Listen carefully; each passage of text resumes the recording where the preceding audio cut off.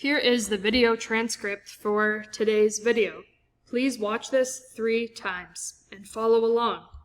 You can even practice saying the words. Spiders.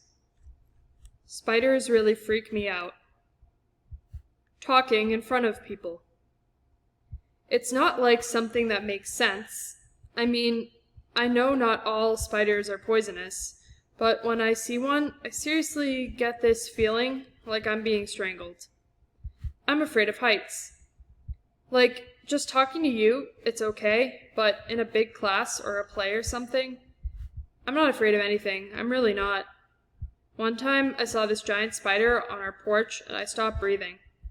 Sometimes I feel so scared I can't even open my mouth. I'll walk home in the dark. I'll get rid of a mouse. I'll jump off the high dive. I mean, I literally stopped breathing till I passed out. I'm working on it. It helps if I can read something instead of just talking.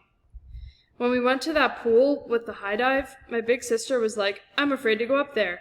But I just walked up the ladder and jumped. Bam. I pretty much just try to stay away from high places. I don't go on Ferris wheels and stuff like that. If you're bigger than me, I don't care. I'm not afraid of you.